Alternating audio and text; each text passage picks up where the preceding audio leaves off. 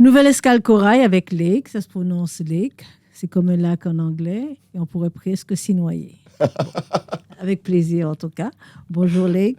Bonjour. En fait, quand je ne sais rien de toi, sinon que tu es un très beau garçon. Merci. Très beau garçon et que tu es. Alors, je suis martiniquais et guadeloupéen. Oui, ta mère est guadeloupéenne. C'est ça. Ma mère est guadeloupéenne, mais mon père est martiniquais, né en Martinique. Et j'ai eu la chance d'habiter sur les deux îles. Donc, je suis quand même très impartial. À quel moment tu as habité sur les deux îles? Alors, j'ai déménagé de la Martinique dans l'année de mes 11 ans, 11-12 ans, pour déménager en Guadeloupe avec mes parents. Et après, j'ai vécu là-bas pendant 9 ans. Et je suis arrivé à Paris dans l'année de mes 20 ans.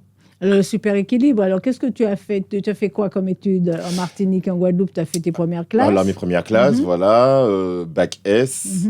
Scientifique, bien. Voilà. 1 an de droit après le bac S, je ne sais pas, je me suis perdu. Droit civil droit... Non, juste un an de première année de DEUG. Voilà, pour le plaisir. Rien d'extraordinaire.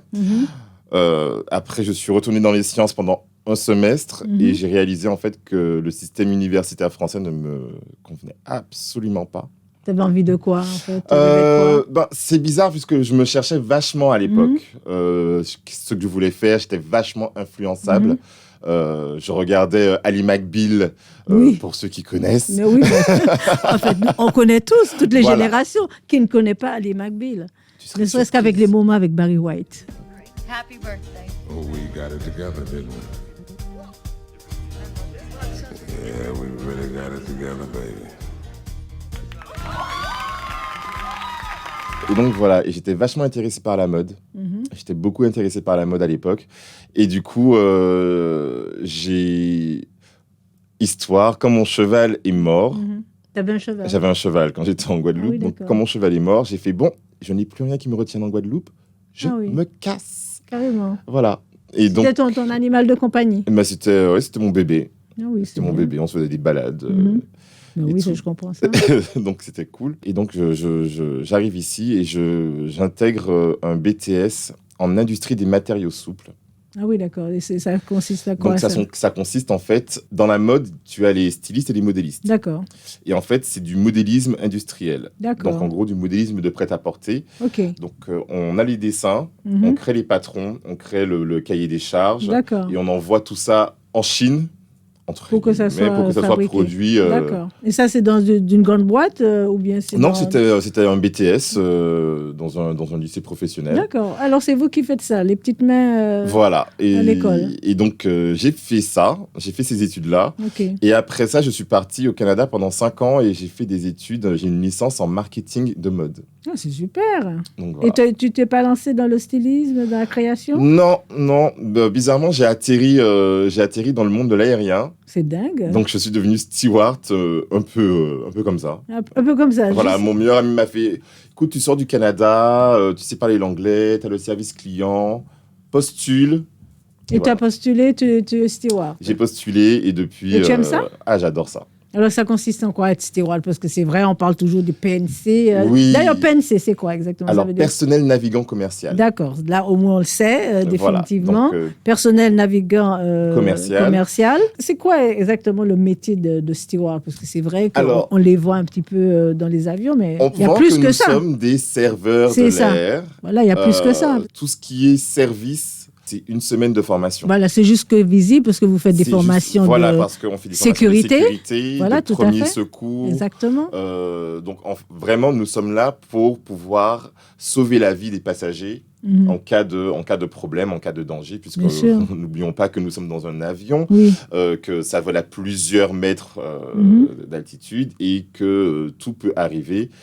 Malheureusement, et il s'avère que, quand même, il y a des passagers qui sont inconscients. Oui, j'ai vu que dernièrement, il y a un avion qui a été détourné, enfin, qui a dû revenir à son point de départ parce que quelqu'un était tout excité et fumait. Voilà.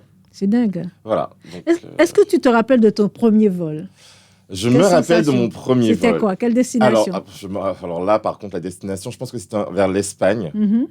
À l'époque, je travaillais pour EasyJet. Je ne sais pas si j'ai le droit de dire des noms. On va dire 3. Voilà. EasyJet, Air Caraïbes, Air Caraïbes, Corsair. Voilà. Je travaillais pour cette compagnie-là. Et du coup, j'étais totalement stressé.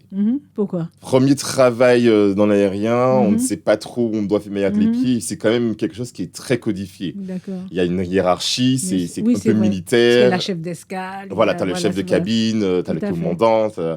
Et en même temps, petit espace pour travailler, des gens qui sont beaucoup plus expérimentés. Donc, tu n'as pas non plus envie de passer pour le débutant. Et voilà. Et pratiquement à chaque vol, vous êtes des gens différents. C'est ça qui est extraordinaire. Parce que j'ai une amie qui m'expliquait, il est rare de rencontrer les mêmes personnes à chaque vol. C'est ce qui est génial.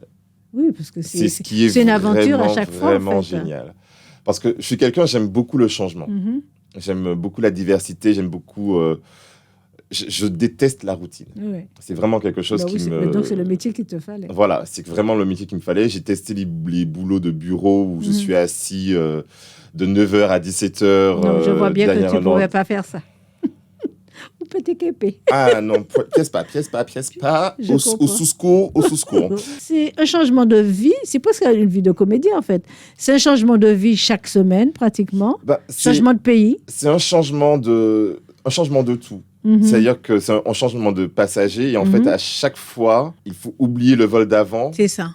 Pour pouvoir se remettre dans le vol de maintenant. Et c'est vraiment un métier qui peut être à la fois très solitaire et en même temps... Très engageant, très tu vois un nombre de personnes par jour où tu as une interaction avec eux et en même temps, c'est à la fois très solitaire. Donc, c'est vraiment un métier où il faut être assez bien seul et bien avec soi-même.